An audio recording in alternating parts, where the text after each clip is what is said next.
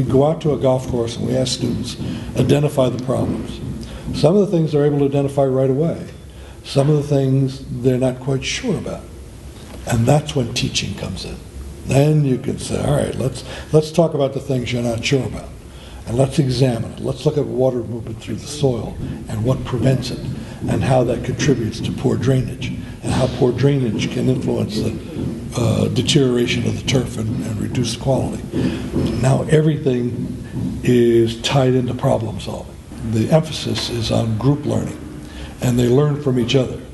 And so when you put them into group enterprises, 4 students in a group, each one brings certain strengths to the process, and it actually enhances learning.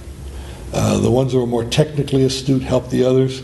We have one student who's a professional golfer, and when we visited a golf course the other day, he noticed the relationship between the 3rd green and the 4th tee required that you walk some distance in the line of other people playing golf, and it was actually dangerous.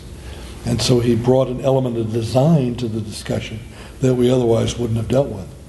So even though he wasn't technically strong in turf grass, he brought a playability dimension to the discussion that we probably wouldn't have picked up on otherwise, and I think enhanced the whole discussion.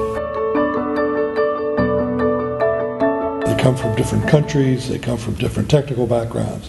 One has a master's in economics, one has a master's in advertising, but they bring an intellectual drive and sophistication so that learning occurs very rapidly.